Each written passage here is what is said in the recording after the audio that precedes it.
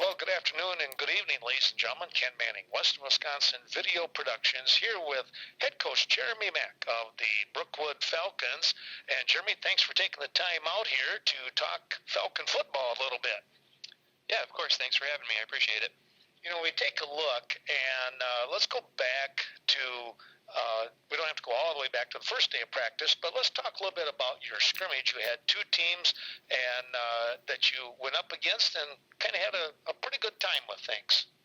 Yeah, we went to Blair Taylor. It's always nice to go to Blair Taylor. They're very hospitable to us. Andy's always been very gracious as a host, and they do a good job out there and put together a nice scrimmage this year. It was good to get some live action, especially with the young team that we have this year. So yeah, it was a good day. We had some ups and downs, and it was good to get to run against a little bit of different things. Blair Taylor likes to run a spread, whereas Hillsboro runs much more of a the traditional triple option that they've kind of always done. So it was just good for our guys to get kind of a broad variety of experience.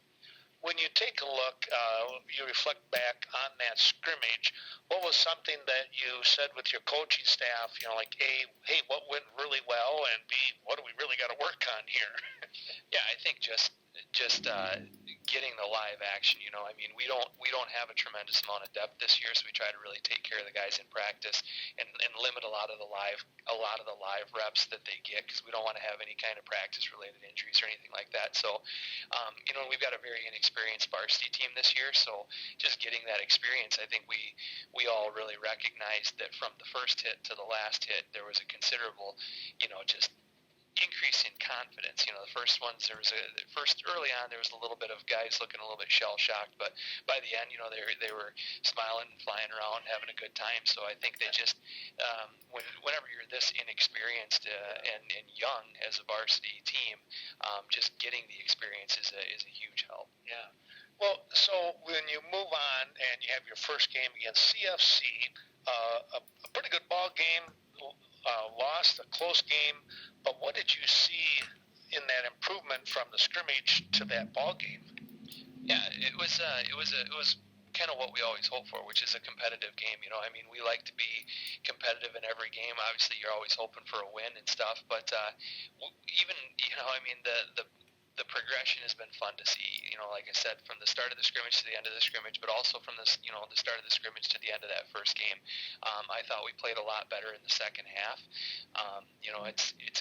It's a different feel for these guys that have never run out for a starting lineup under the lights on a Friday night. So there were some wide eyes at the beginning of the game, and CFC put together a nice drive against us early, and I think there was a little bit of hesitancy, like is that how every drive's going to go? Or are we going to be able to bounce back? And we did for the most part. We held them, with the exception of we gave up one big play in the second half that allowed them to score.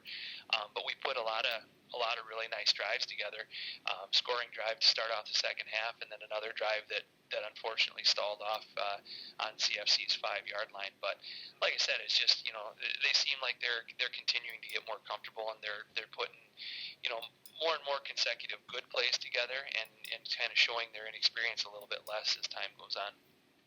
Before we talk about the upcoming game with the Blackhawks, let's jump ahead just for a second and talk Scenic Bluffs. My goodness, the Scenic Bluffs has been very competitive over the last handful of years, and it doesn't look like it's going to change any right now. No, I think as a conference, us head coaches are pretty tight, and I think we all are pretty proud of how well the Scenic Bluffs has represented over the last 10 years. And you're absolutely right. I think the top end of the Scenic Bluffs this year is as good or better than any other D7 conference in the state. I look at the collection of talent that both Bangor and especially Cashton have this year, and they certainly both have the talent and the pedigree to make really deep postseason runs. And I wouldn't be shocked to see either team playing level 3, level 4 this year, even making a run at state. I'm sure they'll have to knock heads a couple times, obviously the conference, but probably in the playoffs, probably in the second or third week. If they can get that far, they'll be meeting up again. Yeah, I mean, I think last year was kind of symbolic of what we're going to see probably in the next 2 years here with Cashton and Bangor. Cashton's got a lot of really talented players, but also many of them are only 10th and 11th graders this year. So I think it's going to be some pretty impressive battles with the two of those teams the next couple years. And like you said, I would certainly expect them to likely run into each other at some point in the postseason again, just like they did last year. And they're just two teams who are really primed, playing great football with great athletes right now.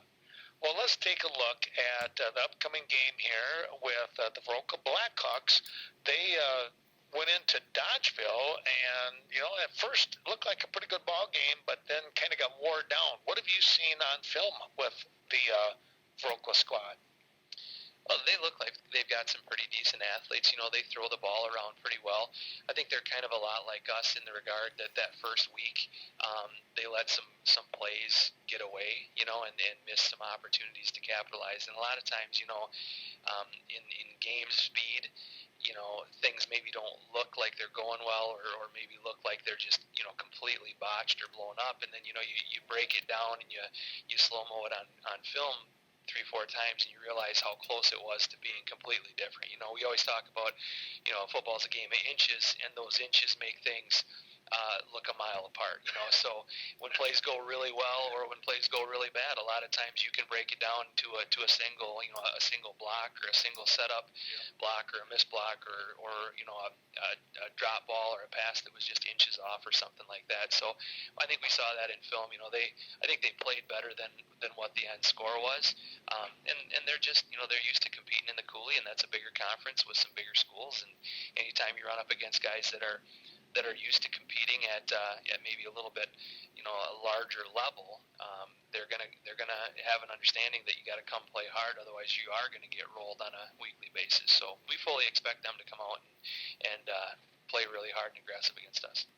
So final question we take a look at after the ball game tonight with Viroqua, you jump right back into the Scenic Bluffs, and I think is it cashed in right away, and then how do things look after that?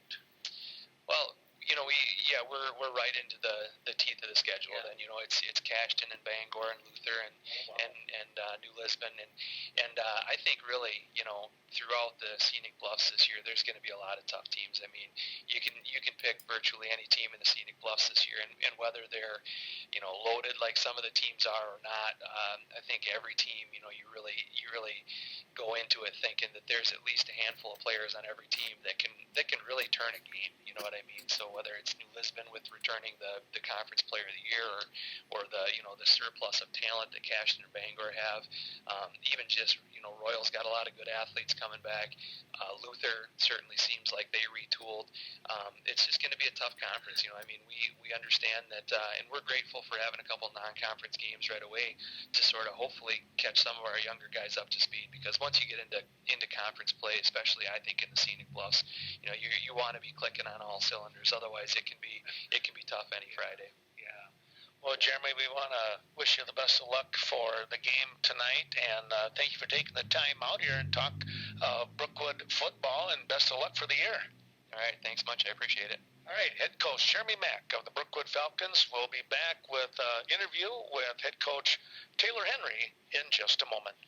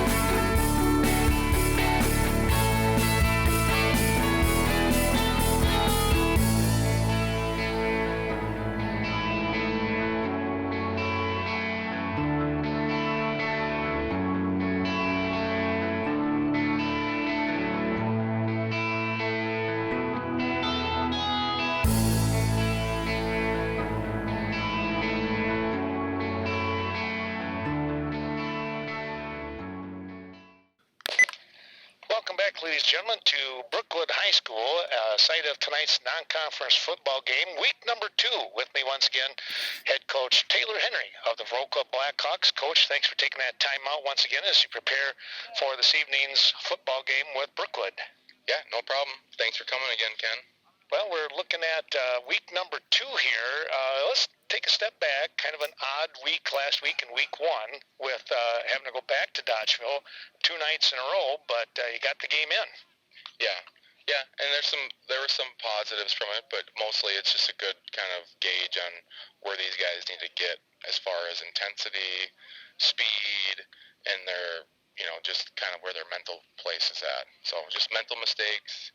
The offense, there's tons of points left on the board, but we're doing things constantly that were hurting us. So the big thing is, and we've talked about this last week a little bit, and we'll mention it again, but it's a young bunch when you stop and take a look at things. You've got a half a dozen, maybe 8, 9 guys that have played some, football, but boy, you got a bunch that are fresh off the pavement, so to speak. Yeah, not a lot of people with varsity experience, that's kind of the key, because we had a C team Monday night. You go from JV C team up to a varsity game. That's a pretty big jump. Mm-hmm. And I think anybody can kind of remember the first couple times that any level that you increase, it's always so much faster, so much more intense, and it just takes time for them to get acclimated to it. So once they do, it'll be fine. That's the big part about the offense. There's tons of points on the board. So when we go over film this week, nothing's broken. Nothing doesn't work. We just need to execute. So that was the message all week. Yeah. Nothing's. The world is not falling. It's not coming to an end. They don't suck. It's just things that they have to, execute and just lock in. Right. So when you take a look at that, how was this week's practice? It was improved. Uh-huh. It really was. They've responded well to it. Honestly. It's just, once again, it's kind of on us as coaches to push them into situations, so that was a big part of this week, was pushing them into situations, because a lot of what we had done so far was, learning a new offense, learning a whole new system. Well, we had sometimes kind of end up like statues in practice, just running play after play after play, because you want to see the reps. That's not their problem. Their problem is in situational type stuff. It's 3rd and 9. It's 4th and 6. It's 1st and 10 after a good play, and we jump off sides, or we have a holding call. So it's things like that just not allowing essentially these little things to continue. And, hopefully we get to the point where we're just not having them as much anymore. I went back in after I put the game on YouTube, and then I went and watched it on the big screen TV a little bit, just to kind of watch the kids, how they were playing. And like you said, I tell you what, there was in my mind, there was some nice plays, but every once in a while you kind of shoot yourself in that foot. But I think there's some good promise there. Yeah, I mean, we went over it. When we came back the second day, I think our first 6 plays were open as we wanted them to be. Mm-hmm. We just didn't execute. And then if we, I think almost every time we got a first down, it was followed by a penalty. It was either by a penalty or by a misassignment that had caused the play to be blown up. So it's not good that we continue to do that, but it's also the first game, like we said. Right. I would say half the people on the field have not experienced varsity football before. Yeah. So they're catching up to how fast everything is, which clouds their brains. And we just have to get to a point where their brains are clear, and they're going to play fast, and they're going to play smarter. So we come to Brookwood tonight, second week on the road once again, not quite the travel time as going to Dodgeville. How do you prepare the kids? What do you say, like, hey, week number 2, we're on the road one more time? Yeah, well, I think it's just, we're looking at a 3-game home stretch. Mm-hmm. So let's get it. Let's get a win. Let's get moving in the right direction, and then we're going to be home for a month. Nice. So that's good. It's not a far drive, so they're going to see a lot more of their family and friends at this game, I'm sure, than last time. Sure. But it's all part of it. It's our responsibility as coaches to teach them how to handle adversity. These little things like traveling, things that happen in games. It's our responsibility to coach them up and get them to a place where they can hopefully handle adversity better when they're adults in the real world, where it's actually we have real adversity. That's very true. What do we know about the Falcons here coming into this game? They're, power running team. They'll throw the ball a little bit. Solid team, it looks like. Two good linebackers who are also the running backs. And then, quarterback that has a pretty good arm. Throws the ball quite a bit, and they'll chuck it up deep a lot. So, but again, it's a team that if we execute well, we should be fine. I said the same thing last week, and you looked at a 40-0 score, but it truly wasn't. I mean, it wasn't. Right. It wasn't like we were completely outmatched. It was straight up just, and that's on coaches. We have to get better where they handle adversity, and we just execute. It's a snowball effect. Right. Play after play after play. Yeah. The more plays in a row you can put together and string together, the better off we're going to be. So tonight, our goal, score a touchdown. Get a first down, score a touchdown. And then we'll go on from there. That sounds like a good plan right there. Yeah. Well, Taylor, congratulations on being the head coach, and keep up the good work building that confidence with these young men, and see some good things coming down the road. Thanks a lot, Ken. I appreciate it. All right, head coach Taylor Henry of the Viroqua Blackhawks will come back with the kickoff in just a moment.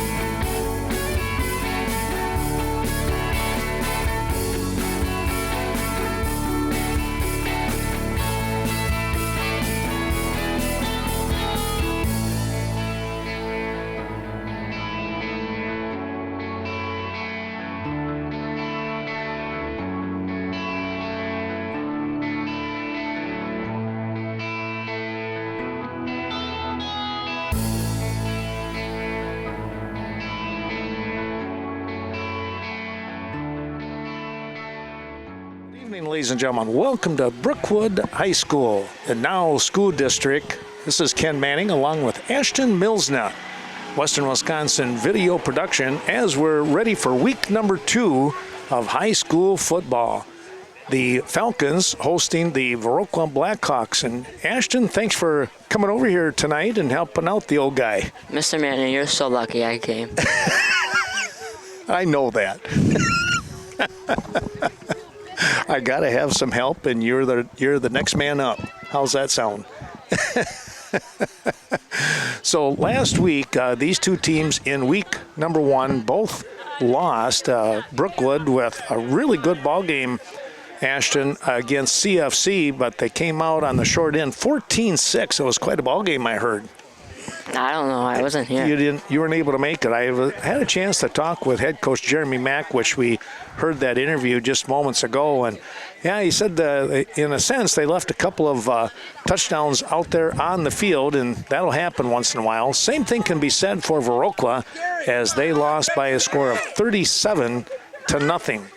Well, we'll have the opening kickoff in just a moment's time. We're going to take a look at all of our wonderful sponsors, and we'll return with Ashton Milsda and myself for the kickoff in tonight's non-conference football game. Glad to have everyone on board.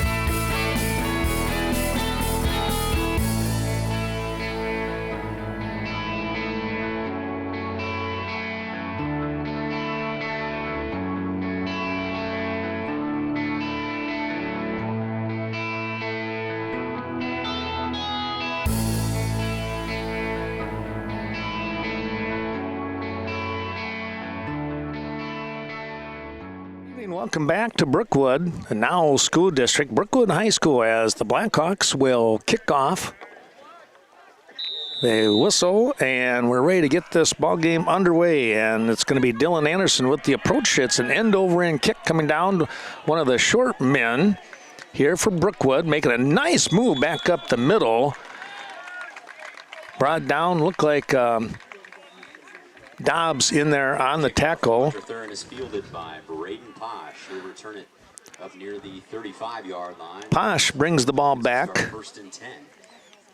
And it's going to be a 1st and 10 here on the 35-yard line. Well, joining me tonight, Ashton Milsda. Once again, Ashton, appreciate you being around, and we get a chance to work together here. It's always a lot of fun. It might be for you, but not for me. Here's the handoff. It's going to be Hansen handing the ball off, trying to get on the left tackle side and being pushed along the way. Boy, I tell you what. Evan Klinkner fighting forward. Klinkner was not going to be denied as many yards as possible. He's going to pick up 3 there, Ashton, on a pretty good offensive effort.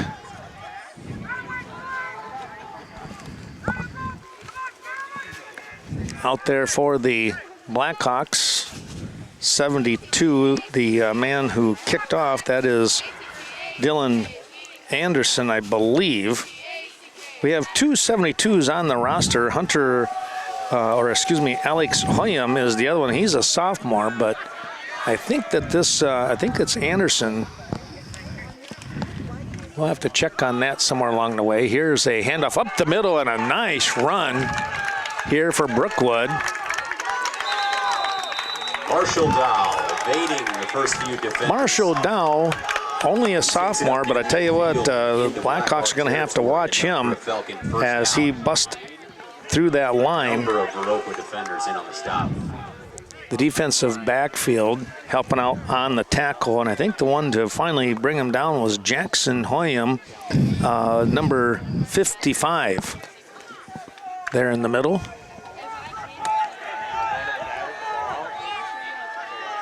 First down on the 49, approaching that 50-yard line. Here's a handoff again up the middle. That time it's stuffed. Good job defensively there for the Blackhawks. No gain on the play. It's Klinkner again on the carry. Not much doing this time. Slade Stackhouse, the first one there. Stackhouse in there on the tackle. Slade doing a good job holding his ground. Well, Ashton, you don't have anybody, relation in here this time around. It's very unusual. It is. I'm basically related to everybody. It seems like it, right? I can remember last year doing some games, and, well, we did some basketball and stuff, even baseball. We'll pick up on that down the road. That'll be fun again. Here's a handoff, a nice run right up the middle. My goodness. Breaking through and doing a tremendous job. Klinkner. This time he's met by Caden Sullivan, but not before he picks up another Falcon first down. That was about a 12-yard gain here. Blackhawk 36. And it brings up another first down. He got the ball all the way down here to the 36-yard line, Ashton. Just a tremendous run. Defensive backfield for the Blackhawks had to come up to make the stop. Sullivan over there along with Pellick. Kind of hard to stop that big of a man running that fast. Man, isn't it though? Yeah, he is a big, strong young man. Jerome Bettis 2.0. He's a 260-pounder. Here's a nice run. Getting in on the tackle was Dobbs making the dive. Dow picks up about 5. Dobbs got him on the side to bring him down.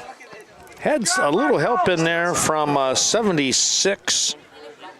If I remember right, that's Helverson, but we don't have him down on there. But I believe that was Helverson.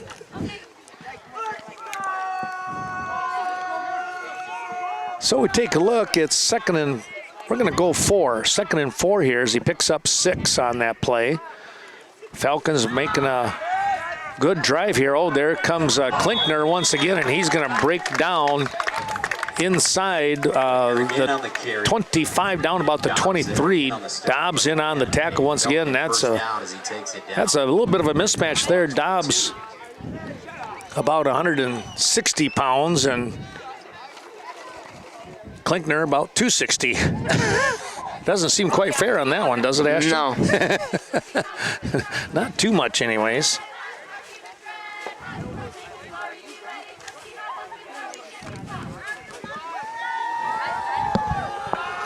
Well, a first down here on the 22 is where they mark the ball. Hansen under center once again. He'll turn, hand off. This is going to be Dahl coming in between guard and tackle. And he's going to get a couple of yards on that. And then the defense really stepped up. In there on the tackle, looked like 65 in Patrick Keenan.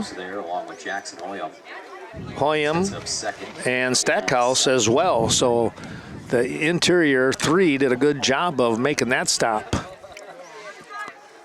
Couple of yards on that one. They're going to give him 3 total, so it's 2nd and 7 here.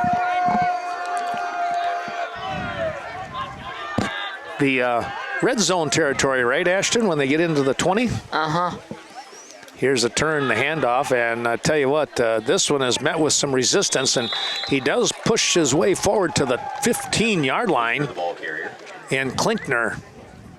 Takes it down to the 2 yards left, I think. Pardon? I think they need 2 more yards. 2 more yards, yep. It's going to bring up 3rd down for the Falcons.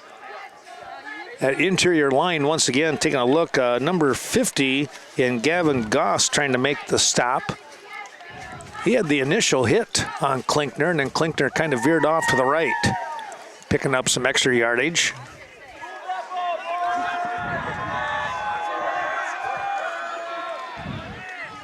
Falcons in a tough loss last week, played pretty well with a young team. Here's the handoff. Dull weaves his way in the middle, and then he gets stood up and driven back. In there on the tackle, let's take a look. 72 in Anderson. On the carry, looks like he's just shy of the first down marker. Dylan Anderson brought him down. That's going to bring up. Tell you what, Dylan Anderson did a good job of staying home on that one, and when Marshall made the cutback, he was right there for the takedown tackle. 4th down now, and the defense will try and stiffen up here. Meanwhile, that offense, boy, they put a nice drive together here. We're just under the 6-minute mark. We'll probably hit the 5-minute mark here. Turn, we're going to get a penalty. Might be an offside, and somebody jumped the gun a little bit here. Flag on the play, early movement against the Falcons. That'll back them up. So the Falcons will go from 4th and 1 to 4th and 6. Tough break right there, Ashton, as they put together a real nice drive so far. So what do? Do you give it to the big guy in Klinkner? Mm-hmm. He could probably get 6 yards. He's been pretty consistent here, and that Viroqua defense is going to have to really step up here, try and make this stop. Either that or a play action pass. Well, that's they haven't shown any passing yet, have they? It's all been runs between Dahl and Klinkner. Well, here we go. Let's see what happens. He's going to pass. It's dropping back, looking downfield. He's got a man down deep, and he offset out into the middle of the end zone area. So the defense holds, and we'll take a break. We'll come back with the first possession for the Blackhawks after these words from some of our sponsors. We come, Ashton, and I tell you what, that offense for Brookwood really put together a nice drive, but got stymied on their own. Here comes a quick pitch to the near side here. Flag on the play. Flag, okay. Oh, yeah, in the backfield. Good catch. Pretty sure holding on the number 55. Okay. Along the Falcon sideline. Dobbs had enough for a first down, but that's going to be brought back, and it'll be the flag on what? Just right around the line of scrimmage, like you said. And so it'll be a 10-yard step off going the other way.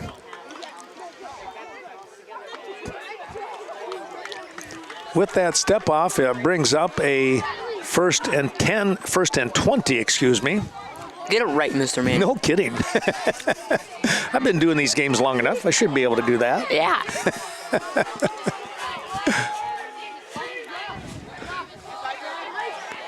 So 1st and 20, and McDowell will step back into shotgun formation. He did this a lot last week down at Dodgeville.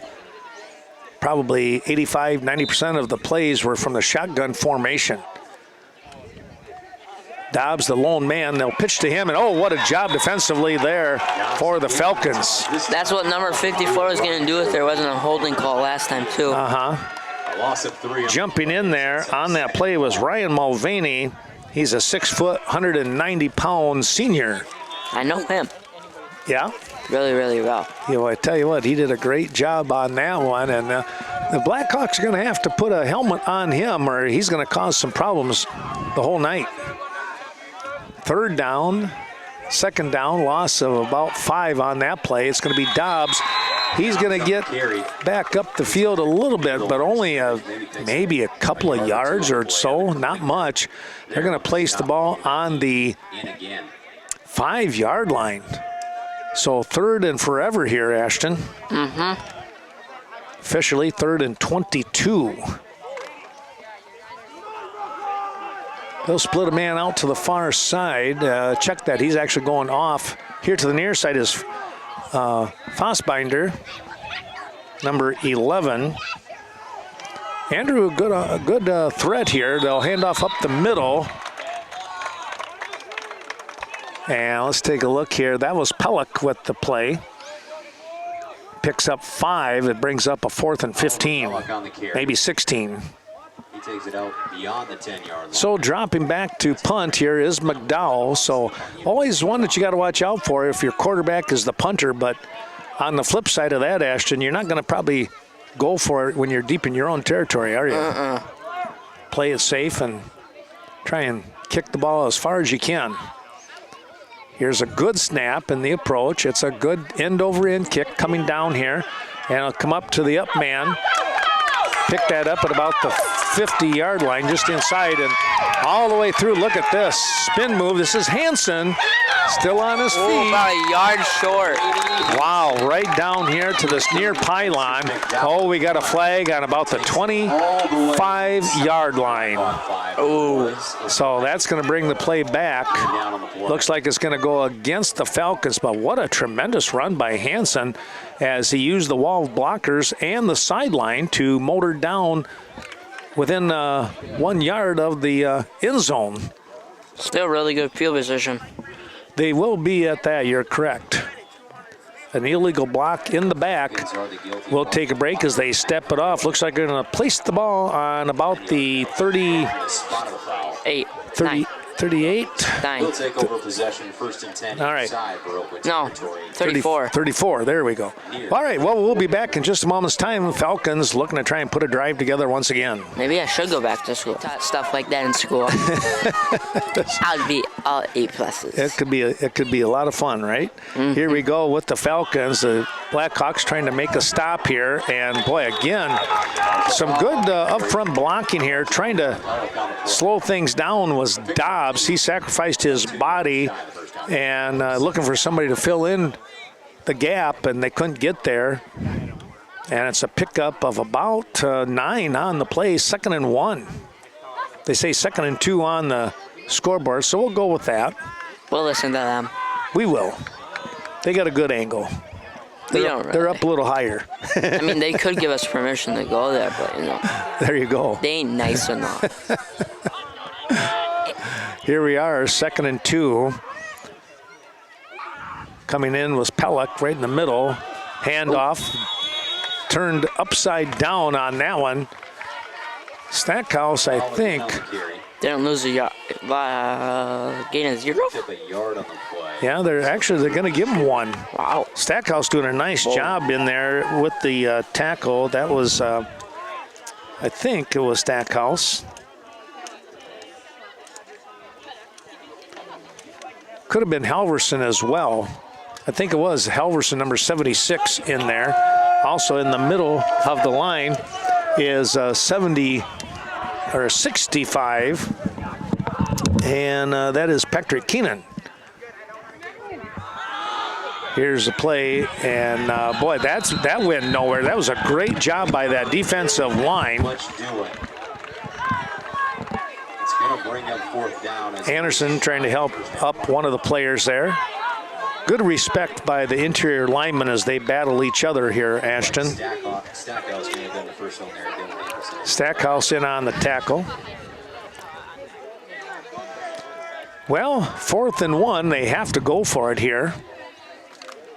The defense rising up here so far.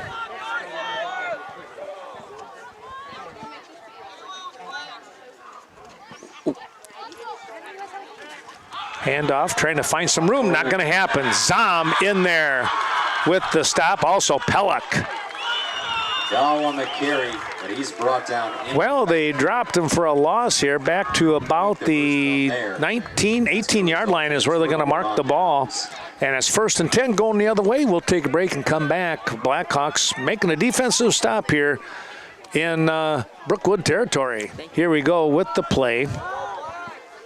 as the Blackhawks, well, let's see if that fires them up a little bit after a nice defensive stop. McDowell drops back to pass. He hits it to Zom. Owen makes the turn. He's got a first down. And the Blackhawks are going to get a 1st and 10 coming up here. And, boy, the Falcons really came in tight on that ball, trying to punch it away. But Zom hung on. Hansen and Zimmerman combine on the stop. 1st and 10. They'll place the ball on, what, about the 39, it looks like. Time nearing the conclusion of quarter number 1. Let's see if they make the play or not. They're going to let it run out, and that's where we'll stand. No score here in the opening quarter. Boy, Ashton, that was a very quick quarter. Yes, it was. You don't pass the ball very much and you run. That's going to chew up a lot of clock, you bet. We'll come back with more here from Brookwood High School after this. We come Ken Manning along with Ashton Milsna as we look at quarter number 2. The Blackhawks with the ball. Ashton dropping back to pass. They have a man open. It was Fossbinder out there. A little down and out, what, about 10, 12 yards, and he cut to the outside, but McDowell overshot him. Good pressure. Right in his face. The Falcons and the Blackhawks, both very young teams here. Yeah. So that's exciting for both teams, I would think, for down the road. Yes. Here's the next play. It's a handoff. Dobbs up the middle. He's got some room. Look at him go. And he is going to pick up a first down on about a 15, 16-yard run here. He hit off tackle. Hansen in on the play. Dobbs off tackle run. Gathers up 16 big yards with Hansen on the put down. 1st and 10.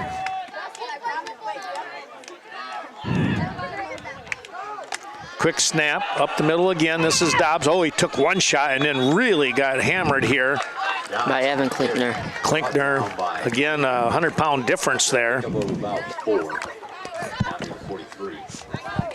Able to come up with the play.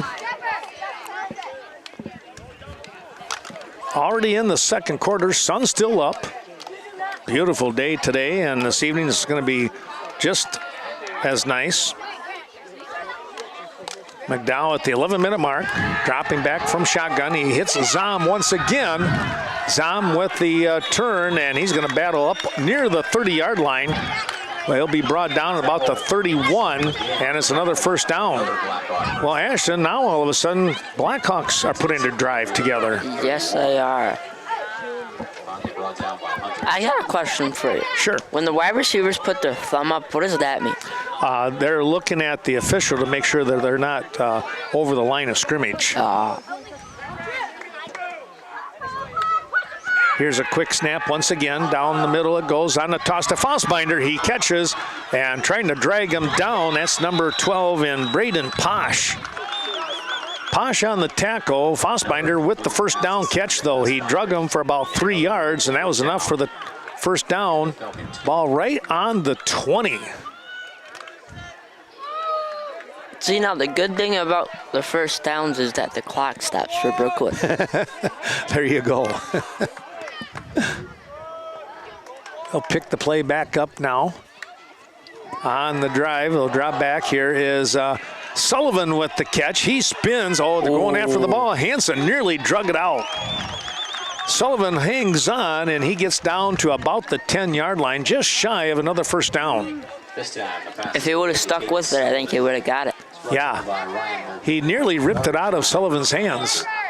I think once Sullivan realized what was happening, he reached back and kind of did an extra little tug himself. 2nd and 1. Good snap, handoff. Oh, fumble on the play, and I think Brookwood has it. Lost. Yes, they do. Yep, they do. Not a good exchange between McDowell and Dobbs. Dobbs had the hot potato. It dropped right between his legs, and jumping in there, that was 56 and Payne Clark. Yeah.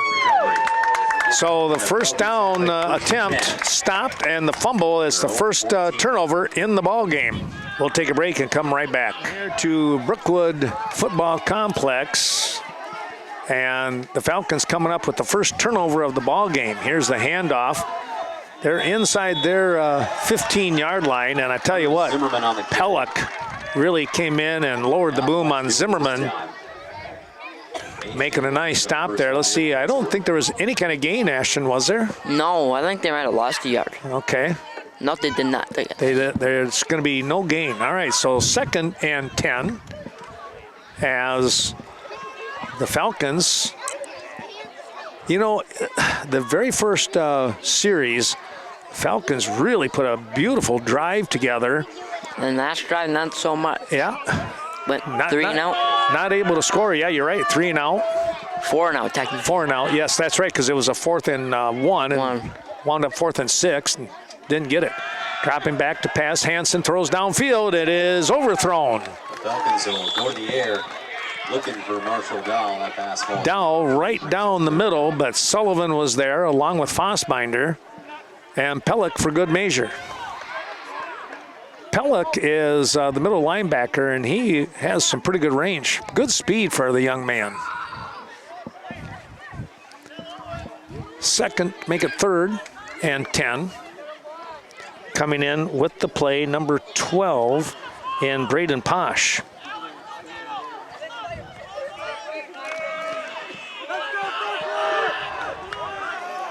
They'll split Posh out here to the near side. Hansen is under some pressure. He got away. Look at this. Got a chance. He sidesteps Dobbs. Got a first down. He slips backwards. And the ball is going to be placed on about the 35, make it the 25-yard line.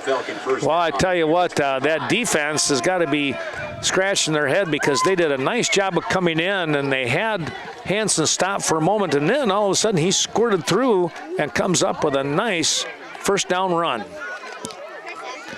Well, Ashton, over here to my left, we've got all kinds of young... I don't like the 2 on the end. Nothing. We got some fans here. We're good, right? Some future Falcon football players, right? No? Across country, I know. Well, Zimmerman with the carry, he is going to get stopped dead in his tracks. In fact, gets pushed back for about a 2-yard loss in there. I don't know if that was Anderson or who that was that got in there on that play, but that was a tremendous job by that interior line for the Blackhawks. Still no score in this ball game, and we're halfway through almost halfway through quarter number 2. But we kind of thought this would be a pretty good ball game, didn't we, Ashton? Yeah, I thought there'd be more scoring. I kind of wondered that, but, you know, with both teams being young, the defense really seems to be shining here for both teams. Well, here we are with the 2nd and 12 now. Hansen dropping back. He's going to be under some pressure. Rolls out here to the near side. Still looking. Now he's going to have to run the ball. Oh, what a cut he made there. Still on his feet. He's going to get a first down. How in the world did he sidestep that tackle? Don't know. I don't know how he didn't step out of bounds. It looked like he was going to be out of bounds around the 25, and then he stepped back in towards the middle of the field, and then there was just this one big alley, we'll call it, and then he took advantage of it right then and there. So a first down run again by Hansen with his quick feet. Under 7 minutes to go, as he must have been out of bounds, so they'll not start the clock until the snap of the ball.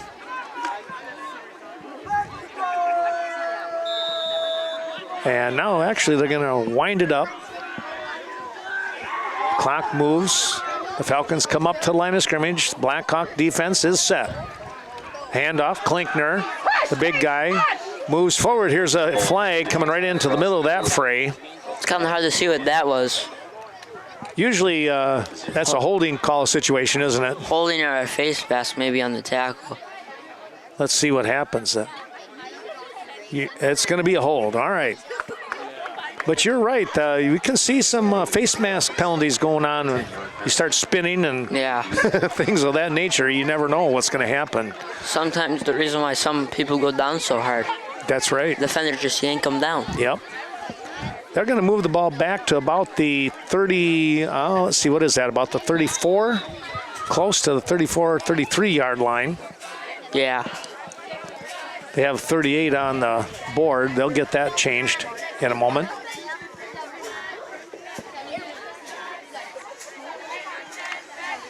Brady Hansen, the quarterback, will bring them in up to the line of scrimmage. Shoot, they can keep giving the ball to Brady and they'll get a first down every time. Pellick, the middle linebacker, making the defensive calls, and there he makes the tackle. He snuck in behind a block and brought down Hansen for a loss. Couple of yards, they'll put it back at about the, well, maybe only one. They'll bring the ball back to about the 32-yard line. And it's going to be a 2nd and 15, they're going to call it. Quite the play there by Pellick. But a good job by the defensive line as they kind of strung that play out a little bit. Now we'll see what Hansen and head coach Jeremy Mack has up their sleeve as the Falcons come up to the line. The snap, dropping back. Here's a little inside pitch. Dahl pushes his way down to the 35, and he is out of bounds. They're going to put it right on the 35. Pick up a 3 on the play.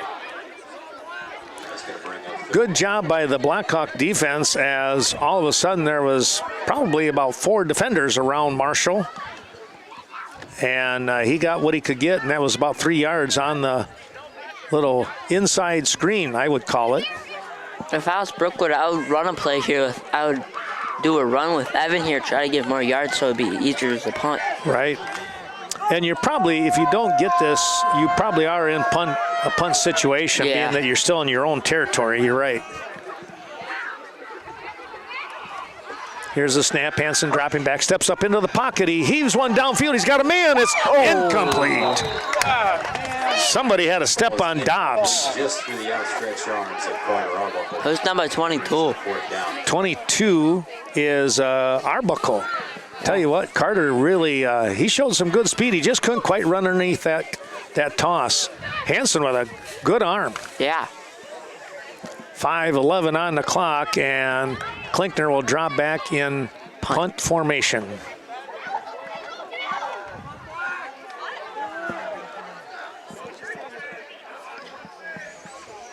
Good snap. Here's the kick, and that's a dandy kick coming down here to Sullivan. He'll pick it up, 2 hands in the air. He's got it. Now he's going to the far side. Cuts back inside. We've got a flag on the field. Still on his feet. Coming back here towards the Falcon bench. He walks through one. Another flag. And face mask, I think, on number 5. Was that it? All right. I think so. Basically, it's an offensive face mask. All the way down to the 20, but we got 2 flags to figure out what in the world was going on. A lot of things. A lot of laundry, as they say, right? I've never heard that before. I hear they talk about that in, like with the NFL, they'll say, oh, there's some laundry on the field. But the officials talking that over.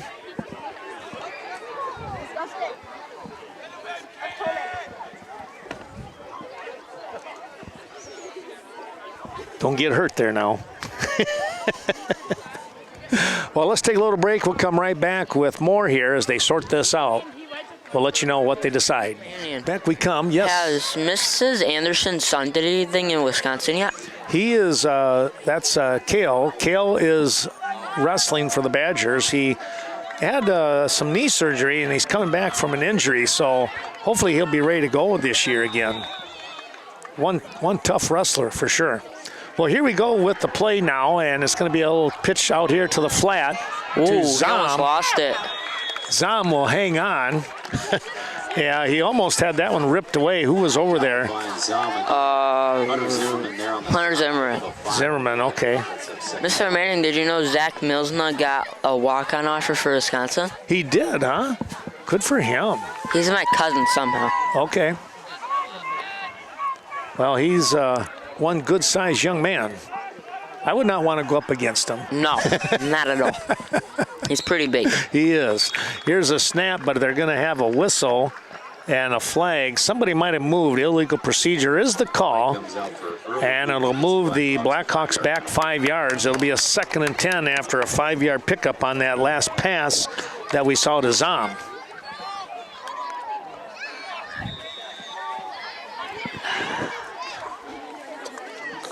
Well, we'll try again with the clock moving at the 4:10 mark and more, as you can see in the background.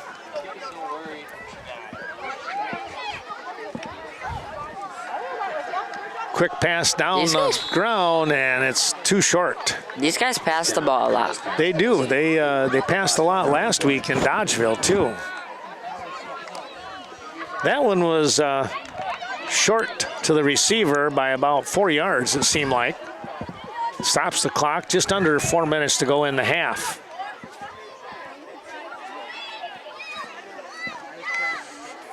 Good snap. Oh, under pressure, and McDowell gets away. He throws downfield, and coming back for the ball, it's going to be incomplete. He had a man out there in Ian Zapp, number 20, but the ball kind of carried on him. Zapp came back for the ball 4th and 10. as he realized that his quarterback was under some pressure. Mr. Manning, did you tell him about the injury that happened for Viroqua? Oh, that's right. Pellick had to come out of the ball game. That might have got, as they say, you get your bell rung a little bit. And we'll see if he's going to be able to return. He's not out there right now as... I don't see him on the sidelines. No, I wonder if he's out behind. The trainer might be looking at him. Here's the kick coming downfield, and going to take a Blackhawk bounce, and getting away from it wisely was Marshall Dahl. They'll blow the whistle, and the ball is going to be set down on about the 34. This first half is going really quick. It really has, which is kind of nice to have, a good open field like this, and it's nice and clear, and the lights really aren't any kind of a factor just yet. Second half will be another story, though. Yeah. I remember last year against Cashton, we announced the game. And, the first quarter took, 42 minutes. I do remember that. It was a forever half. It's a very rainy day. Well, here we are with the first down on the 34 for the Falcons. They'll turn the handoff. Nope, it's going to be a pitch here to Klinkner, and he'll lower the shoulder. My goodness, still driving. He drove somebody backward. That was number 55, Jackson Hoyam. Tried to go toe-to-toe with him, but the leverage in that case went to Klinkner. And 55 is not that small of a guy. No, Jackson's a pretty good-sized young man himself, but if you got your shoulder pads lower than the other person, you're going to win. Number 2's back out there. Pellick made it back. There he is. You're right. Middle linebacker. He's been doing a nice job. Ooh. Here's the handoff, and that's going to be stopped in a hurry. Klinkner again. Klinkner got upended right at the line of scrimmage. They'll give him a yard, but in there was Helverson on the tackle. He stayed home and did a real nice job. Do you do any softball games? I did some last year, yes. I didn't do any for Brookwood, though. Here's the pitch to the outside. That's Dull, I believe. Triple option again from the Falcons this time. And he'll get a nice pickup here all the way down. They're going to put the ball right on the 50. Looked like Pellick may have been there on the stop. A pickup of 5. And Pellick in on the tackle. Oliver is again showing good form as that middle linebacker here for the Viroqua Blackhawks. I'm sure wrestling helps with that, too. Yeah. Getting low on somebody. Getting a good low stance. Here is the handoff. Dow. Oh, he breaks through. Look at this. He is going to go all the way in for the score. 49 yards. 49-yard run here for Marshall Dull and the Falcons. He broke 3 of those 2 defenders there, and no one was in the back. Tell you what, he went off tackle, and give some credit to that interior line for Brookwood, and he scampered in for the TD. Do you want the field goal post in there if they go for it? Oh, one. Are they going to go for it, or are they going to kick? What do you think? I bet you they go for it. Go for 2? Brookwood doesn't have that good of history of good kickers. I think the best one's either been my brother or Evan. Okay. Well, yeah, here they are. You're right. They're going to go for 2. Hansen rolling out to the far side. He's got an open field. He's going to get to the pylon and pick up the 2. 8-0 the score here as the Falcons come up and get the go-ahead touchdown. And we'll take a break and come back with the ensuing kickoff after this. We come, and here's the approach on the kickoff.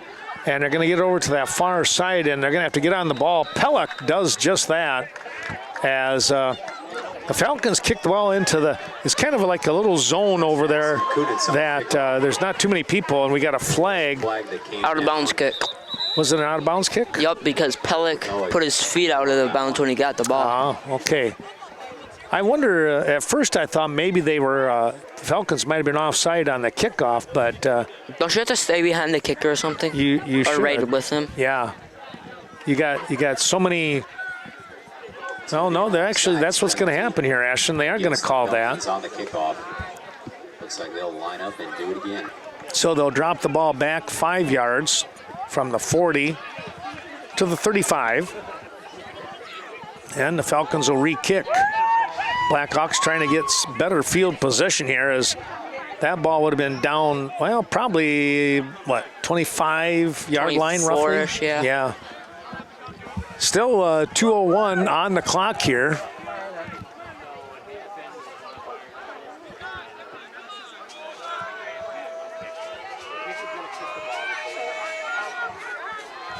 They'll look for the approach. There's the whistle. And a little squib kick coming down. Whoa. And Pellick, oh boy, he had lost it, and then recovered. That one was like a little basketball action going on. But Pellick will recover, and they'll place the sticks on the 45-yard line here with 1:58 remaining in this first half. 8-0 score, Brookwood on top. Taking a look here.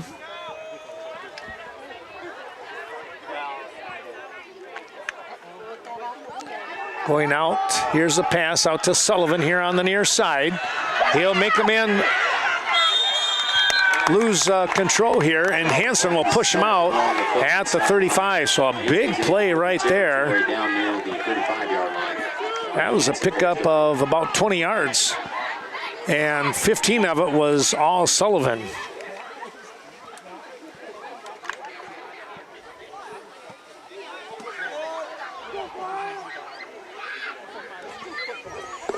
First and 10, inside Falcon territory. McDowell with the pass to the outside. It's incomplete, trying to get the ball over to Zapp in the flat.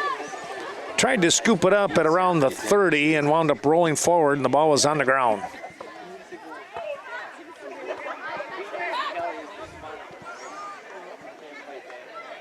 So second down now.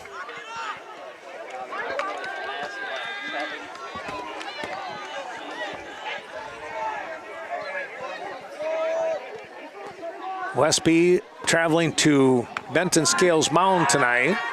Here's a pass downfield. Sullivan, he throws it up. It could be intercepted. No, it's incomplete. Right between the arms. Somebody out there. Who was that? Was that Hansen? Yes. Brady is, he's saying to himself, I should have had that one. Still good coverage, though. Oh, yeah, it was very good coverage. Get in front of the guy. Just make sure he doesn't cut backwards. There's no way he could get to the ball. Benson McDowell threw that one up, trying to land that one on top of the head of his receiver, but he just couldn't get to it. Third down now, 1:40 remaining as Clock will not move until the snap. Somebody jumped the gun here. I think it's going to go on the Falcons. We'll take a moment here just to see, though.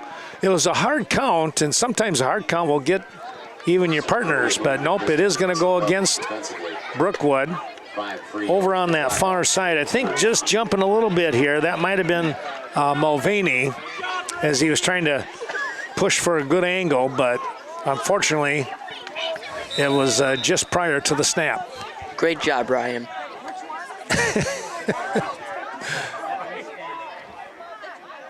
So 3rd and 5, here's the handoff. This is Dobbs. He's going to get a first down as he goes right up the middle.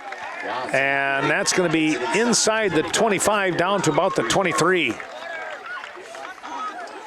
Back in comes Klinkner, number 36. He'll play the middle of the nose here on the line.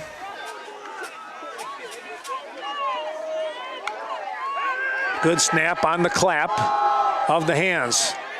Ball lofted down the field. It's caught by Fossbinder. He's going to dive forward for the first down. They're going to keep the clock moving. He did not get out of bounds. That pass finds Fassbinder along the Blackhawks sideline. So once they set the chains, the clock will move, and that's what happens. Coming out of the ball game for the Falcons, that's number 24 and Thomas Wooten.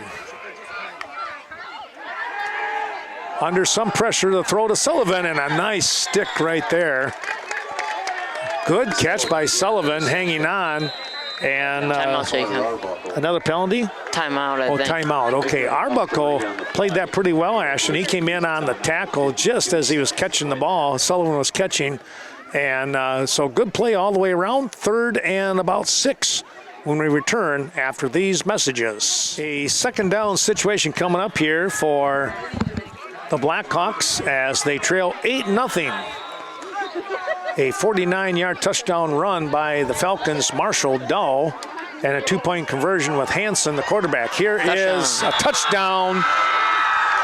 Dobbs on the carry. Dobbs with the 7-yard carry. Scoreboard going out. Uh-oh. They blew a fuse on that one. What happened? This happens like once a game. Are we poor? It was 59.2 seconds, I think, maybe, or something like that, was on the clock, and now they'll try and get the clock restarted here. But there you go. There, they got it. Don't think we play 40 minutes, though. Right. They're going to have to run that, put the right time on. That probably took a couple, 3 seconds, so they're probably somewhere in that 56-second range, maybe 55. Do you think Brookwood will be able to get down there in time? Yeah, they might. Oh, they're going to say 49 seconds. Okay. Well, now they got a way lesser chance. Yeah. Well, they'll probably look to try and tie it up with a 2-point conversion here. Let's see what happens as Coach Taylor Henry for the Blackhawks had come out, talked with his guys and the officials. Ball placed on the 3-yard line. Which most likely means they're going for it. I'm kind of thinking they'll try to tie it up, personally. You would want to. Because you get ball first next half. That's right. The referee's still talking things over here.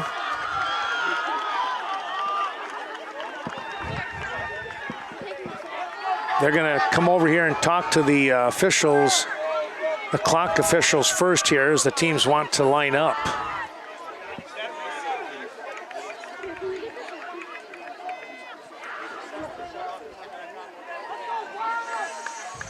They're going to do that. We'll take a little break. Turning here to Brookwood, and it looks like the Blackhawks will have the 2-point conversion attempt set to go. They are going to keep the clock at 49 seconds. Of course, the clock does not move during extra points, whether it's 2 points, or a kick. Yeah. Here's the handoff. It's going to be Dobbs. Got him. Oh, boy. What a stop. Somebody hit him quickly as he made a little turn. I'm pretty sure it was Payne. It kind of looked like it might have been. So we'll give that to Payne Clark, and stopped Dobbs just shy of the goal line. We'll take a break and come back with the kickoff with 49 ticks remaining in the first half. Come and Anderson has teed the ball up here for the Blackhawks, trailing 8-6. Here's the approach and a nice kick coming down to the deep man here for Brookwood, and comes right up the field, and ooh, a big hit right there. Kickoff with Dylan Anderson. Returning the ball, Arbuckle, and he took a pretty good stick from number 30 in Anthony DiPietro, a sophomore. DiPietro used his wrestling expertise with that tackle, and the ball is going to be placed on about the 33-yard line.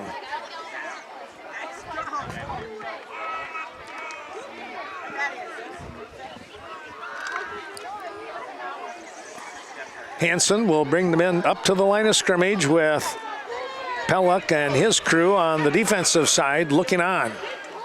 Dropping back, Hansen looks over here to the near side, now rolls out, fakes like he's going to throw, still on his feet, and is going to be pulled down, and they're going to keep the clock moving. Pelluck over there once again. Yard on the play, brought down inbounds. Clock will continue to run here, and we'll see if they're going to get one more play off. Bringing the play in, number 12 in Braden Posh.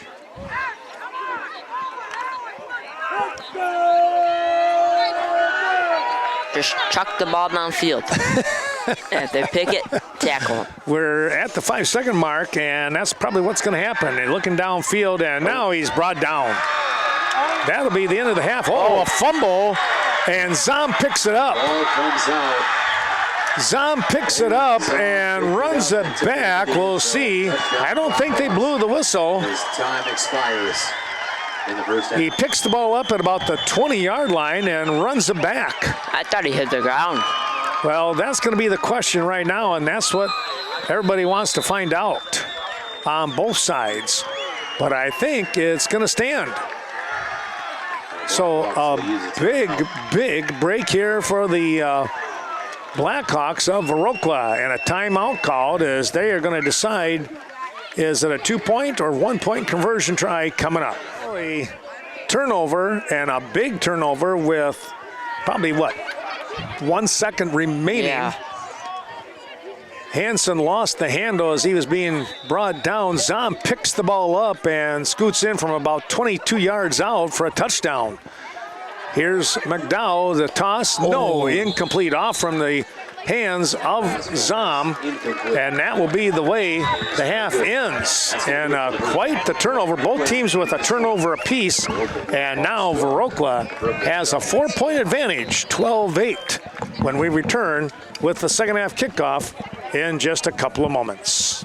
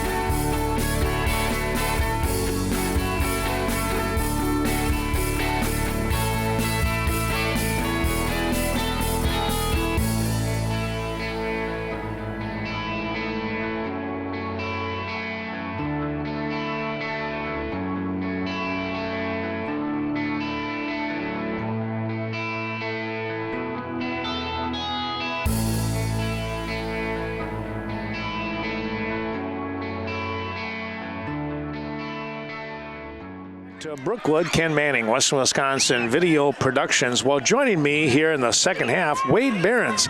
And Wade is the high school and middle school and now some elementary, working on that as far as the band instructor. And thanks for coming up here and joining me. Sure, pleasure to be here. It should be a lot of fun here as we get things going. A 12-8 score, and we were talking just for a moment during the halftime break here. It was like, where in the world did that ball pop out? Yeah, that was bizarre. It was. Here's an onside kick, not offside, onside kick. And did it go 10 yards? I don't know if it did. They blew the whistle right away here, Wade, so we're going to have to wait and see what the call is. They call a timeout, maybe? Well, that would have been really strange, wouldn't it? Yeah. Well, I don't think Viroqua was ready for that. So I wonder that. Well, and I also think that maybe the kick was a little premature. So they probably won't do the onside kick this time around, but you never know. Viroqua's going to play it as if they do. And I believe, is this Klinkner who's doing the kicking off? Yeah, I think he's the main kicker this year. Uh-huh. He's got a leg. Here's the approach. Oh, he does a line drive to Zom, and Zom just going to take the knee right here in front of us. They'll place the ball on about the 38-yard line, and Viroqua will have first possession here with that 12-8 lead to get the second half started. Well, Wade, you had how many kids did you have in the band out front here prior to the ball game? We had 14 or 15. It was a good showing. Yeah. I'm just happy. It's still summer for us, so any people I can get to come out and play was great. So we shook off the rust a little bit, but it was all fun, and I'm excited for this upcoming season. It's gonna be great. Good deal. Well, we're going to have a penalty, and this is going to go on the Blackhawks right away to get things started. That's going to drop them back. Illegal substitution coming in. It's a 5-yard penalty. They'll step that off, and instead of 1st and 10, 1st and 15. Up to the line of scrimmage, they'll stay in that shotgun formation, which they will primarily run throughout the year. McDowell throws the ball over to Sullivan on the far side. It's a little catch and run, and he's able to pick up about 10 yards, make it even 12, and it's going to be a second down. Ball's placed on the 45-yard line. Just a little quick hitter there, Wade. Yeah. Viroqua's got some pretty big receivers and tight ends, so it's going to be tough to take them down. I've noticed that the first half. Owen Zom is probably about, 6'2", 6'3", I'm guessing. Is that number 5? Number 80. Number 80, yep. Sullivan, number 5, is probably about 6 foot. Here's a catch or throw to him, and it was going to be a catch, and then he dropped it. For Sullivan again, this one falls. So tough little break there as the ball got, just popped off the fingertips is what happened. Brings up a 3rd and 4. We'll blame that on the dew. There you go. Probably. So 3rd down situation. They'll split Sullivan way out on the far side. Zap here on the near side, number 20. Throw inside. Ooh, it is going to be incomplete. I thought it was going to be picked off for a second there. Looking for Zom this time. Yeah, he had it for a second, I think. Kind of popped out of the hands. Trying to see over on that far side. I guess I'm going to have to get new glasses. The distance thing is getting me there right now. I know. Even with me, I might need new contacts. Looks like they're going for it. 4th down. Yeah, and right here in the middle of the football field, why not? You got a lead. McDowell dropping under some pressure. He'll throw it up. Whoa. He's got a man, and it's Fossbinder catching the ball. What a catch. Andrew Fossbinder, who I think is a pretty good athlete, they're going to use him a lot. He keeps showing up like that. And a nice toss. He lofted it over the defense, and Fossbinder ran under it. Yeah, who was on Fossbinder? I was trying to catch that number, and I was kind of intent on watching the catch to see if that was going to happen. So he threw a 500 ball up there, and unfortunately got caught by Viroqua. Yep, you're right. Here's another toss. That's inside. That's a catch by Sullivan. A quick slant inside. It's a 5-yard down, and then cuts it back in, and it's a timing pattern. And well done there for the Blackhawks. It looks like the Blackhawks are relying a lot on their passing game. Is that right? I didn't see them run a lot in the first half. They passed a fair amount last week at Dodgeville, but they were also playing from behind, trying to play catch-up. Here's the handoff. Dobbs, he'll make a couple of moves inside before he's brought down. Nice pick up there. Let's see who was in on the tackle. Yeah, good run. Okay, maybe they do have a running game. Dobbs has some moves. Dreyer, they say, was in on the tackle. Coming out of the ball game, number 24 in Wooten, who was in. Nice to see him getting some playing time. Looked like it was 24 anyways. Yeah. Back we come. Here we are. It's going to be a handoff. Pollock. Oliver is not going anywhere. He got hit right away. A dive play. Brought down in the backfield this time. Evan Klinkner and Marshall Dow, the first one. Dow and Klinkner, they say, in on the stop. I tell you what, Klinkner is a load, isn't he? He is. Does he do wrestling? I think he does wrestling, right? He's basketball. Oh, yeah, that's right. Yeah, he can be a force on that basketball court. He could be a force anywhere. Here's McDowell. He runs to the outside here, near side, fakes a throw, trying to get inside the pylon. He's going to be pushed out of bounds. Just out of our view, it looks like we might have been able to get to him. Looks like he stepped out near the 10. Can barely see the pylon over there. He's forced out of bounds. He couldn't quite reach that one as the defense came up quickly in the backfield, the defensive backfield, actually. Been seeing Marshall Dahl step out a little bit tonight. Tell you what, that was only a sophomore, right? Yeah, tremendous run that he had. 49-yarder to take the early lead. 3rd and 5 on the 10, as Wade mentioned. McDowell to the outside as lofts it up. It's going to be knocked down. Boy, that was up for grabs. That was almost a 40-60 kind of toss. Yeah, almost got picked off too. Trying to get it to Zom, and somebody stepped right in front there. I wonder if that was Hansen. That's so hard to tell. I think it was Brady out there, number 2. Yep. He played that one about as well as you're going to play it. The only thing that he could have done better would have been to intercept it, and I think Zom kind of had to play a little defense there himself from the offensive side, right? Well, it's going to bring up a 4th and 5. McDowell going to the outside again, and it's a catch and a touchdown, I believe. Yes. Looked to be a similar route. I think they did the same play. Yes, they went right back to it, and this time Zom came away with the grab from a 4th and 5 on the 10. Give it a 10-yard touchdown toss. That'll increase the lead for the Blackhawks at 18-8 now. And they'll look for the 2-point conversion, I believe. I've not seen them do any, well, they didn't have a chance to kick last week because they got shut out. Yeah.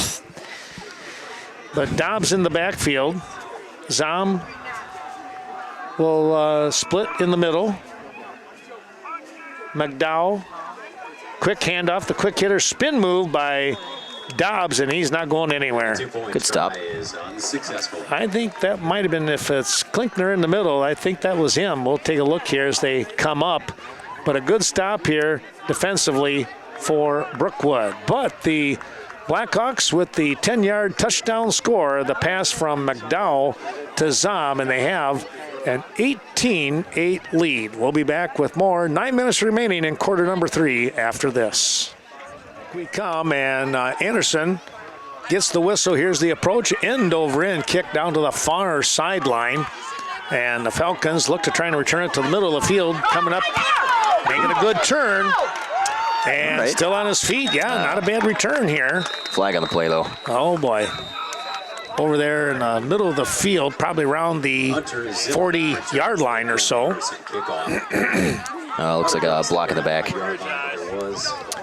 That's a tough one when you start to the far sideline and then the return is set to come here to the near sideline, the Falcon sideline.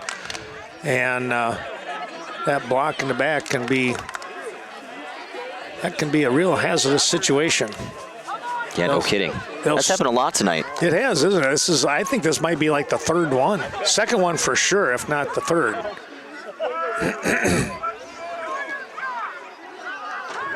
So they'll set the ball down, placing it on the 26-yard line. 1st and 10, 8:51 to go here in quarter number 3.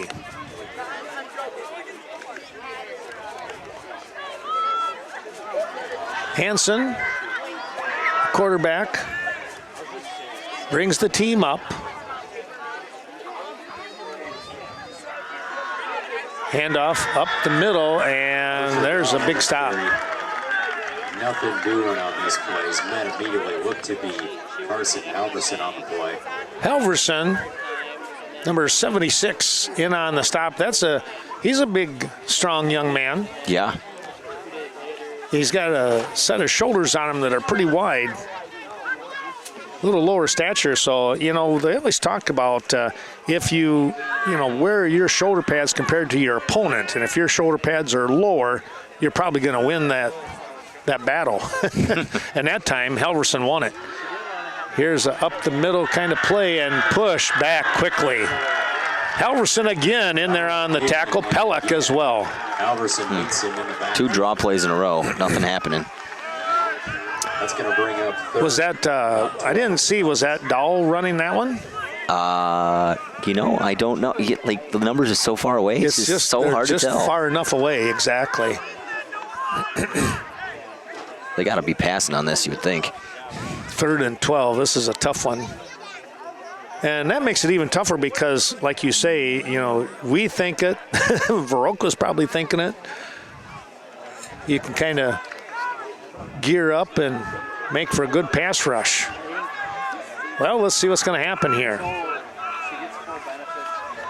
Brookwood will push the man to the far side, splitting out. Hansen inside. Oh, it's a nice pass. Screen pass inside. Look at that. And Sullivan is going to make the stop. But, boy, that might be a first down there, Wade. Yeah.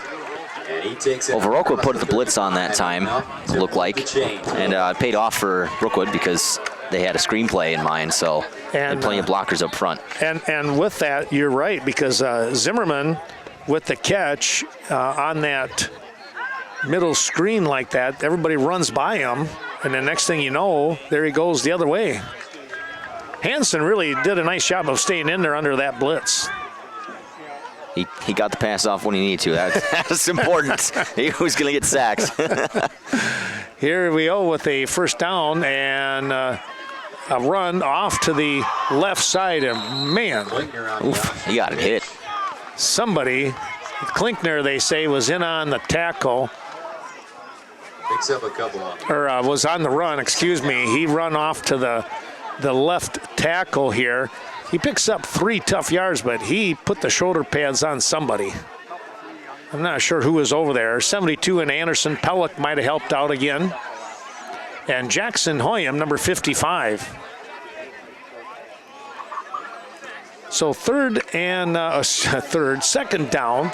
They've got 9 on the board, but where the yard marker is, it's got to be a second and at least, almost 7 is all. Right. Hansen dropping back, looking for a man. He's got somebody coming out here on the flat, and Pellick is right there. Hansen finds Evan Klinkner on the play. Klinkner on the catch. He's slow to get up. Oh, that's not good. We're going to take a break. We're going to check him out. We'll return after this. Well, Klinkner walks off the field under his own power, Wade, but he was walking with a bit of a limp, wasn't he? Yeah. We'll see if he's going to be able to come back. Minimally, you got to sit out one play no matter what. He's grimacing on the sidelines, so he's probably going to be out a little bit more than that. Ooh, here's a nice toss. Nice Pellick with the tackle, but Zimmerman with a good grab. And he's got a first down. Zimmerman's holding his own out there. He's doing pretty well at wide receiver. He is. Is he only a sophomore? That sounds right. He is, that's right, yeah. I thought he was pretty young. Well, in fact, both teams are young. When you look at that roster, there's not a lot of seniors on either team. I think there's, 4 seniors on Brookwood, and I don't know how many seniors on Viroqua, but... Yeah, I think, Viroqua probably only has 4 or 5, that play a lot, so... Well, the first down, the ball is on the 48 in Blackhawk territory. Hansen under some pressure. Gets to the outside. Now he will throw, and it's Wow, look at that. And now off to the races here. And it's going to be a score. No flags on the field. That one will stand.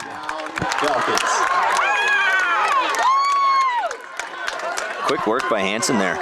You know, it looked like he was a dead duck in the backfield, and somehow he got off to the left side, and running, he threw the ball away. That was a really great play. He was off his back foot. That was impressive.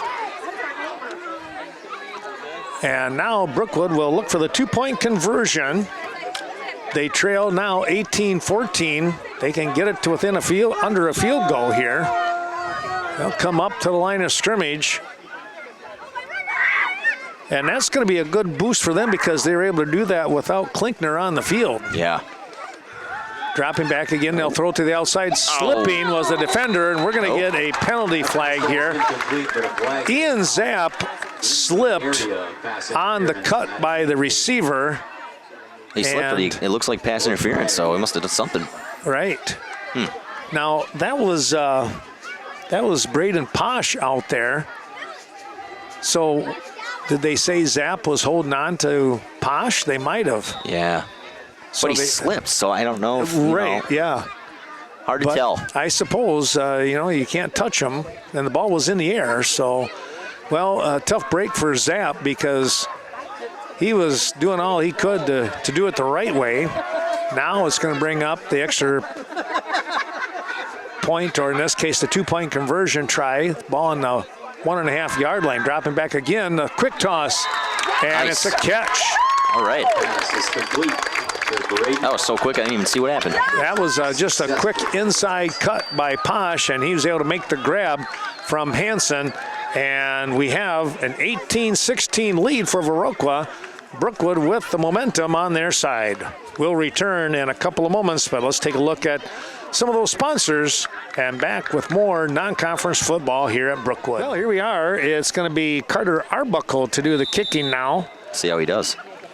Here's the approach. It's a line drive kick right up the middle. Sullivan will get the grab, and he's going up the middle himself, and he's going to be brought down just past the 40-yard line. Sullivan fields the kick from Jackson Kunitz.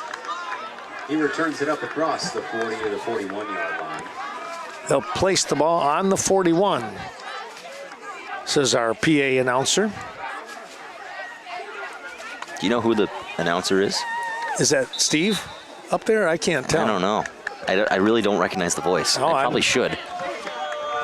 At one time I wondered if it was Steve Nelson, but I'm not 100% right now.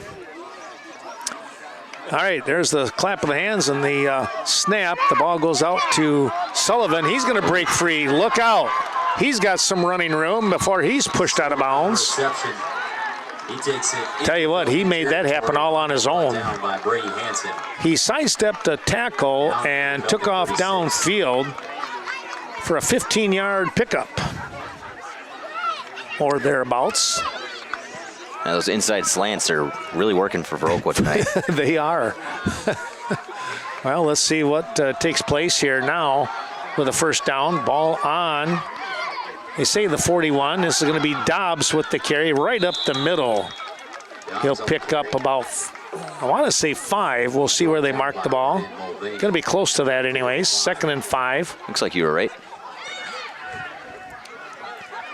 And taking a look here too, the ball is on the 30 where they spot it. Trying to answer back here with 3:50 and counting on the clock. Blackhawks out in front by 2, 18-16, and a good ball game. Oop. Handoff, nothing happening there. The defense swarming in right away. The defense almost swarmed too early there. I was waiting. Really close. I was kind of wondering if there was going to be a flag or not, but I don't know who came in early there. That was like, ooh. A well-timed blitz. Let's call it that, right?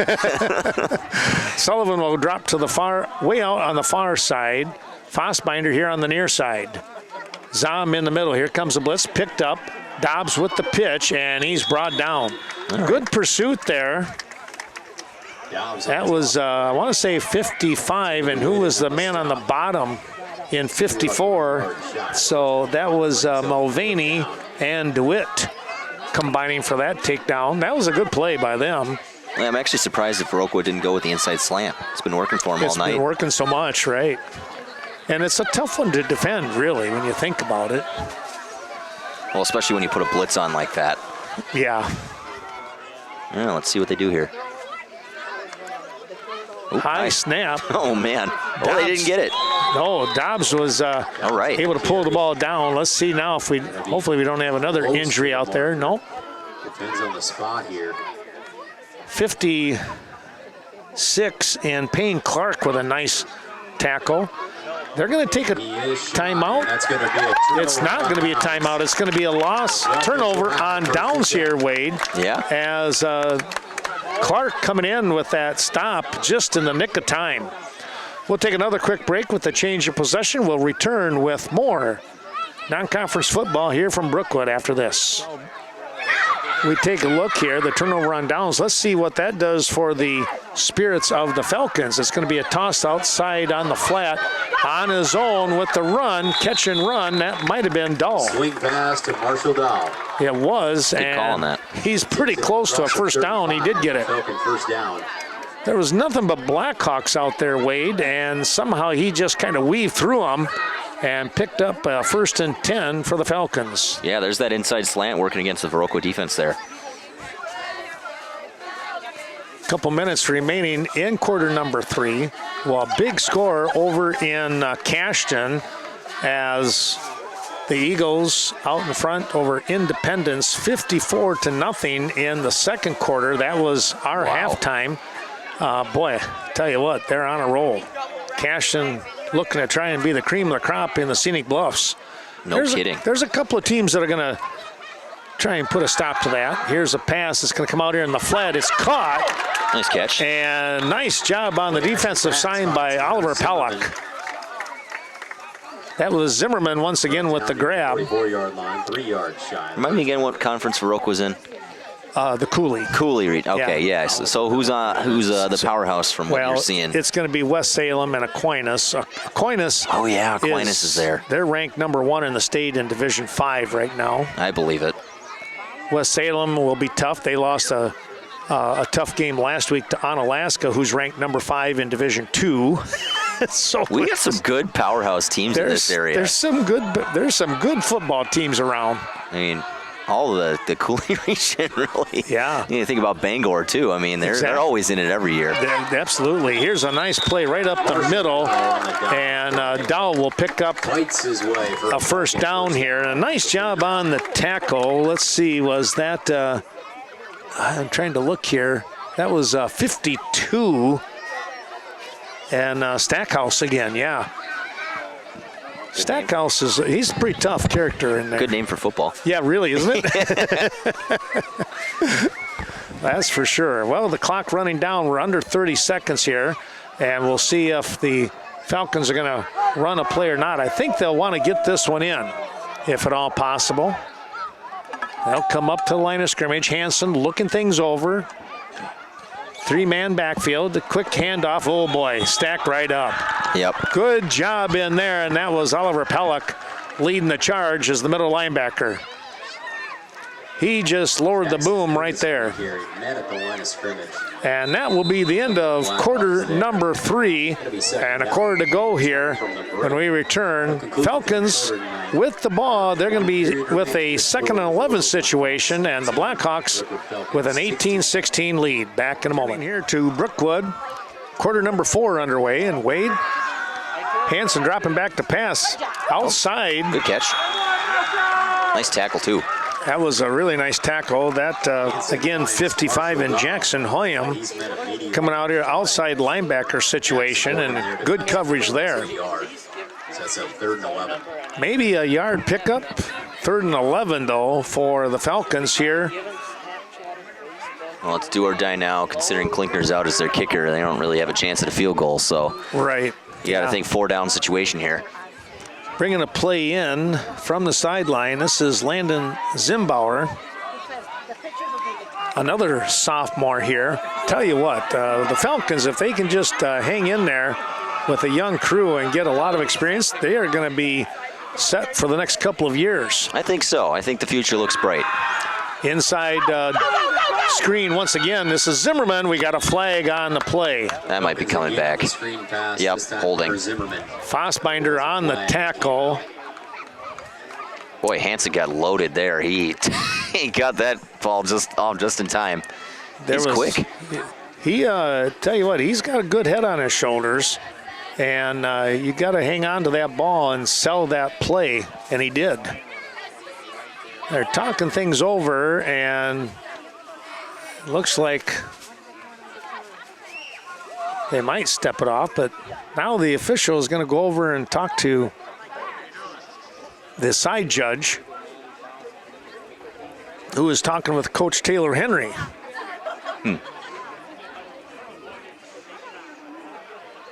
Dobbs. There it is, holding. Okay, Dobbs is one of the captains, was trying to get the get the right direction here from Coach, and now they'll step it off. And the ball is going to come back to about the 45-yard line. In Falcon territory, it's going to be third and, about 13. Tough situation here for Hansen and the crew. Head coach Jeremy Mack, though, I tell you what, he does a nice job with things, and all about teaching, as it is for Coach Taylor Henry. That was one of the things that both the coaches talked about in their pregame. Uh-oh, ball on the ground. Hansen picked it up, and I think he was going to be down. Fumbled snap, but Hansen picks it up. Yeah, I love Jeremy here. He's a fantastic guy. I think his players really respect him. He knows he's in for a tough season. I've been talking to him about, what can we do as a pep band and kind of keep us going here, because we know where it's going to be a long season again with the young group. But he does really have a good rapport with his teammates or his players, and it really shows. Right. Well, it's going to bring up a fourth down, and it looks like Klinkner is in to kick here. Very high snap. He gets the ball. Here's a kick, and it's going to go out of bounds. That was close on the block there. It was very close. Coming in, nearly getting that block. That was number 50 in Gavin Goss. Well, the Blackhawks are going to take over in excellent field position. A tick under 10 minutes to go here in this ball game. We're in quarter number 4, 18-6, Viroqua. As we come back, thanks again to those sponsors, here's a long toss, and it's incomplete. Trying to hit it to Andrew Fassbinder, who was open, and the ball was kind of thrown a little bit to his right, and he was looking to go to the outside. Yeah. And just couldn't quite get to it. He might have been gone if he caught that, honestly. I agree. He had a couple of steps on the defender, and nothing but green grass in front of him. And a good angle. 2nd and 10 now. Ball on the Blackhawk 40.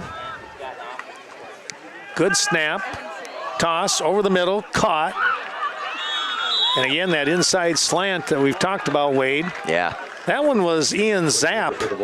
And he kind of nestled that ball into his stomach and made sure that nobody was going to knock it out. A pickup of about 7 on the play. Make it 6, 3rd and 4.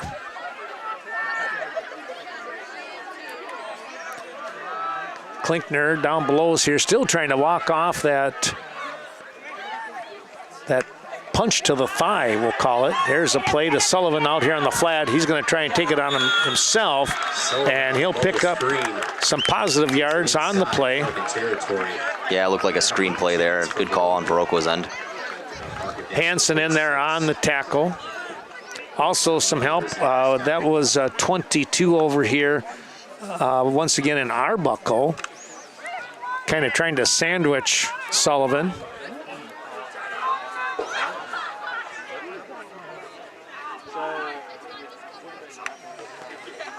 Here is Dobbs. He'll dive forward. He got just past the 45 down to the 44, but now it's about where the knee was on the ground, and it's just off the 45-yard line. So if you're Viroqua, do you think they want to score and pad that lead a little bit, or do you think they're just going to try and run down the clock? Well, both. That's, I agree. Yes, they're going to run the clock as much as they can, and they want to punch it in here because, again, a young bunch, and there's a flag. And when you got a tight score like this, that is not running anything up on running a score up or anything like that, because it's a tight ball game. Sure, yeah. One slip up like we saw at the end of the first half, and when Owen Zom got that fumble recovery and ran in for the score, it was going to be a Brookwood lead going into half. Instead, it became a Blackhawk lead. So yeah, both teams, give them credit. They're playing their hearts out. Here's a pass down to Fossbinder again. He lays it up and off the fingertips a second time. That one much better thrown, though. Andrew kind of not able to get to it, and we got a flag in the backfield. It's going to go against the Blackhawks, so that'll push him back. See, now they did that play in the second half, and I think that led to a touchdown drive. Yeah. Or something like that with the floater up there. And yes. Fassbinder is his name? Fossbinder, yeah. Fossbinder, there we go. Just couldn't reel it in that time. Yeah, it was over here going the other direction here. Yeah. Yes, I remember that. Yep. You're right. I wouldn't be surprised if they use the inside slant again. Oh, yeah. I mean, try and get a quick hitter that way. A little quick hitter or a screen or something. Into the ball game on that far side defensively is Zimbauer. Meanwhile, the Blackhawks will huddle up deep in their own territory now, a lot deeper than they were before, and this is a second down, and it's got to be close to 30 yards here, Wade, from what I'm looking at. Yeah. They don't, trying to take a look here, but they don't have it up on the board yet. Now they do. They're going to say 25. Looks like it's more than that. Here's a pass downfield to Fossbinder, and it's incomplete, and we're going to get a flag. There, definitely interference on that play. Holding on to Fossbinder. Complete, but a flag out of the secondary near the end of that play. I'm not sure who was back there that was going to be called on. I thought defensively, number 24 in Wooten, he was backpedaling. It looks like Hansen's giving him what for, because I think he unfortunately was the cause of that penalty. Okay. But, I think that might have been a touchdown, so maybe Wooten had the right idea there. Well, and I wonder if there wasn't a that's offsetting here. Well, Viroqua is not moving forward. Nobody's moving, and the official is waiting to set the ball down. So. Oh, and they're talking to Coach Mack. Okay, it was offensive interference. Interesting. All right. Now that I did not see. And they are going to step it off, going the other way. So a tough break here for the Blackhawks. Well, the way Hansen was talking to Wooten, I thought it was a defensive one. Yeah. But, it's a long 35 yards for Viroqua. Boy, that's a tough break for the Blackhawks now. But they've got a couple of downs. Let's see if they can pick it away. At it. Oh, yeah. Out here in the flat, that's going to be Sullivan, and they're going to give him no help at all. Sullivan again. This time, Carter Arbuckle read it. Anderson was out there, but Sullivan went back to the inside, and, man, there was just a whole ton of Falcons there. And now Sullivan gets up limping a little bit. Got to think another screen pass is in the works for Viroqua here, but you never know sometimes. 35 yards. Long way to go. Let's see what happens here as they look for the inside handoff. It is going to be Dobbs, and I think that was just kind of more of a trying to put people in position to get a kick down the middle of the field. Yeah, that was a smart play by Viroqua. I don't think they were going to get that far. So right.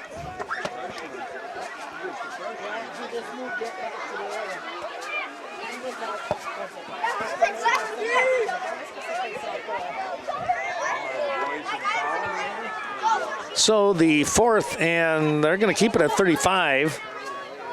McDowell will kick the ball away, end over end, coming down here. It's going to be a catch. And, boy, I tell you what, that was a gutsy one. I think that was that Dowell again? 25. Yeah. I don't know. Marshall again. Yeah. First defender and takes it into Blackhawk territory. Tell you what, he made a move that saved him because he was ready to get. Somebody was ready to crunch him. He was going to get pummeled. So yeah, good on him. I would have called a fair catch. Yeah. His quick little move to the right opened up about a 5-step return. And it'll be a 1st and 10 here with the ball placed on the 43-yard line of Viroqua. So they are in Blackhawk territory. Trailing 18-16, or if you're on the Viroqua side, you're leading 18-16 with 6.5 minutes to go in the ball game. Good game here. Talking to Coach Mack, he said it was going to be a competitive game, and he was right so far. He was on target. Snap, I thought maybe somebody was moving, but they're not going to call that one. And Dowell trying to go off to the right tackle position, and he gets stacked up for about a yard gain. In there, and I tell you what, you had Zom. You also had number 50 in Goss. The defensive line, Halverson, number 76, helping out. Doing a good job.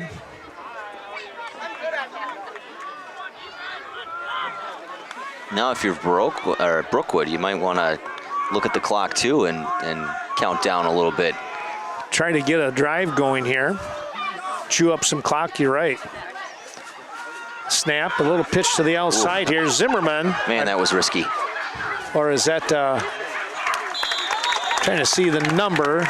In on the stop, Hoyam. Cuts back and takes it. I think you were, maybe it was Dahl. Could have been, yeah. Third down, about 4. Yeah, 28, Dahl, I think. 28. Oh, that's Kunitz then. Oh, okay. Marshall Dowell is 25. Oh, see, 8 and 5 look very similar. So yeah, let's blame it on that. They do from here. I'm with you on that.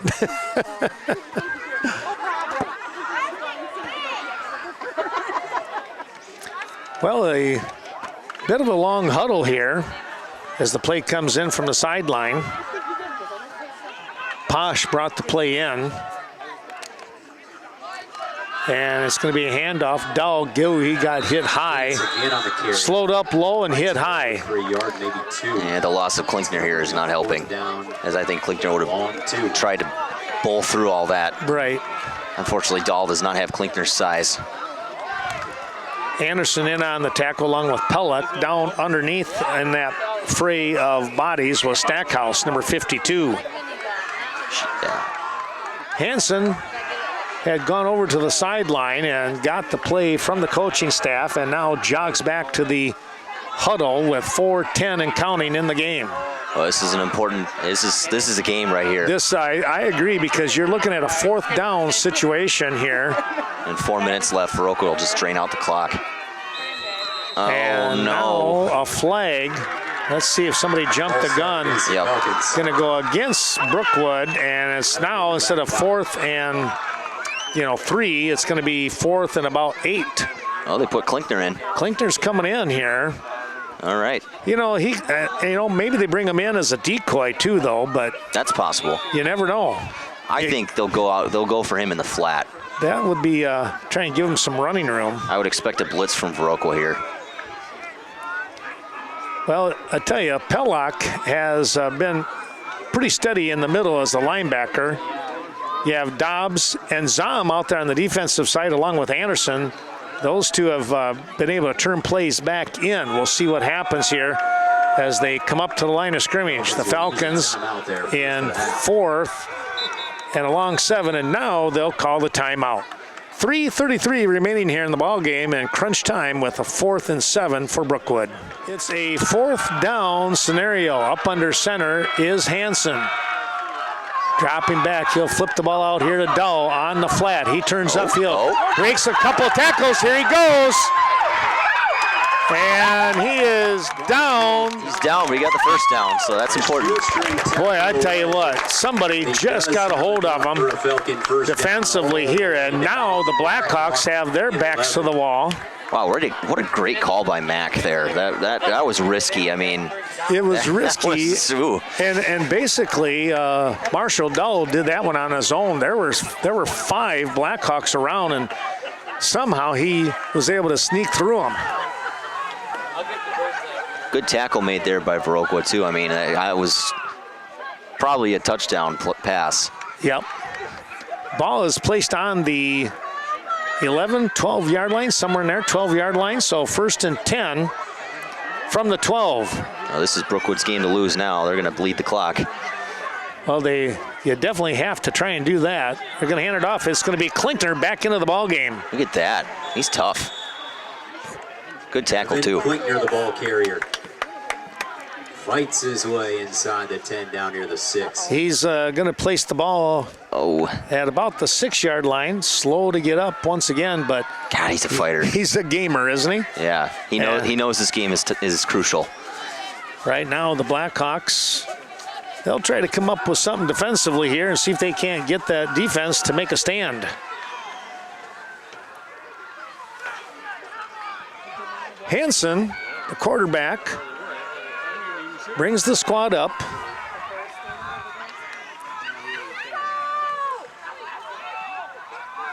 Cutting back. Oh, good job there by Zom. Trying to cut back to the inside, and Zom said, nothing doing. Yep, and Viroqua calls a timeout. Smart. Brady Hansen was met at the got to save some time on the clock. You're right. That's going to bring up. In case he punches it in, you got to have some time to do something yourself. We'll take another break and come back. An exciting ending to this ball game. Well, it's a minute 54 to go here in the ball game, and the Falcons knocking on the door. 3rd and 5. Hansen hands off, and it's going to be Dull off the right tackle. Tell you what, he is pushing for a first down. Let's see where they place the ball. Refs stopped the clock, so it's either a first down or a timeout. It's a timeout. Timeout, right. Okay. Looks like it may be near the 3-yard line. The Blackhawks are going to use another timeout. So another timeout here, as they are going to be, they being the Brookwood Falcons, a yard short, 4th and 1. Oh boy, when we come back. That's going to be tough. Well, it's the do or die kind of thing right now, either offense or defense. A 4th and 1 situation here. Talk about a nail biter. Wow. It is on the 3. Sneaking. Hansen will sneak it in. Oh, the ball's on the ground. And it's Blackhawks football. Shoot. Coming up, I don't know, that might have been Pellick coming up with the fumble recovery. That's tough. Somebody had the ball, and they finally had to bring it back to the official here. And the official is over on the sideline, so let's see. I don't know if it was Pellick or if it was Halverson who had the ball, but boy, oh boy. That's a cruncher right there for the Falcons. But then you turn around and, you know, if you're a Blackhawk fan, you're going, what a job there by the defense. Yeah, good stop, really. Well, never say never for Brookwood. We still have 3 timeouts. And here's the handoff or a clock. Let's see what they're going to do. It's going to be a timeout, Brookwood. They're going to use one of those right there, Wade, as you mentioned. Yep. One of their 3 remaining. Looks like the Falcons will use. We'll be back with a minute 42. This might take more than 5-10 minutes. We'll have to wait and see. Chance here to try and run the clock out.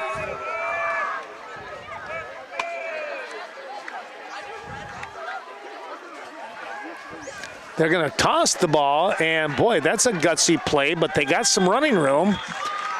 And it's going to be a little screen pass to Dobbs, a timeout here by the Falcons. They're going to do what they can here now. They got one more timeout left here, and a minute 32 remaining. They could conceivably, Wade, get the ball back. They could. They'd have, I don't know, they only have one timeout left, 2nd down, so they'd probably get it back with like 15 seconds on the clock. They don't technically have a play clock, so I don't know how much Viroqua can just run it out. I think it's, I want to say it's 35 seconds between each play once the ball is set down, but I could be off on it. It could be 30 seconds, but I want to say 35, and I don't know why I want to say that. Well, I do see the back judge, like, counting, so there must be some sort of snap count. Well, here we go. Hey, Wooten's doing his best to hype up the crowd. It's pretty crucial here. 2nd and 5. They got one timeout left, so if they can hold them to the 3rd down here, I would imagine Viroqua was going to go with the slant play again. It's been working for him all night. It would be it'd be a bit of a risk trying to pass the ball when you're deep in your own territory, but it would. And you want to burn as much time as you can. It's going to be a snap. Oh, it's going to be a handoff here. This is Dobbs. Oh, he got a good break there. He did. That's going to end it. He picks up a 1st down, and that's going to do it. Yep. 17 or 18-yard line. That was a big 1st down by Dobbs, and he can credit that offensive line for opening up a really nice hole.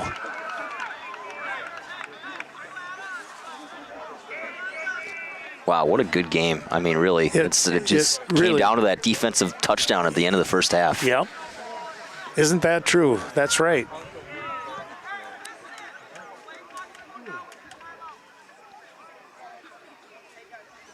They're going to run the clock, and I heard Coach Henry over there say, you're going to call a timeout when he starts moving his hands. So they're going to milk the clock here. Yep, ref's counting down, so... And now the timeout happens, and that'll be enough. They can run 2 plays here and call it a night. We'll come back and see how that all plays out after this. It's going to happen in the next 48 seconds, but yeah. Well, back to the line of scrimmage they come, and it's going to be a kneel down for the Blackhawks, and the clock can run out here. Both teams, the players kind of reaching across, shaking hands. Time for one more play, and they can call it a night here. Well, Wade, I appreciate you coming up here in the 2nd half. A lot of fun here, and a excellent ball game by these 2 young teams. Yeah, great defensive ball game. I mean, really, that's just great. Two young teams, bright futures ahead. Nice Friday Night Lights game. Yeah. Low scoring, low intensity. Final score tonight. That's what you want to see. Yeah, we'll find out. I think both these teams are, if they keep together the schedule and play each other the next couple of years, I think we're going to see a couple more, fun ball games like this. So. Last year at Viroqua, that was a fun one too, wasn't it? It was like a 1-point ball game or something like that. I believe you're right. It was a crazy game with that, and those are the things that make high school football kind of stand out a little bit. Yeah. So. Well, the final score, 18-16. The Viroqua Blackhawks will pick up a win on the road, and then they'll host next week. I'll be down to our Viroqua. They play Arcadia. Westby will travel to West Salem, and Cashton, let's see, I think they have a home game once again, but I can't quite remember. I think it's Thursday night we play, it's Brookwood going to Cashton. So I'll be there for that game with Scott and Nick to follow that ball game on a Thursday evening. Well, for Wade, again, thanks so much for being here. Sure, thanks for having me, man. It was a blast. For Wade Behrens, I'm Ken Manning. Final score once again, Viroqua 18-16 over the host Brookwood Falcons. We'll see you next week in Cashton as they host Brookwood out there on the gridiron. So long, everyone. Have a great week.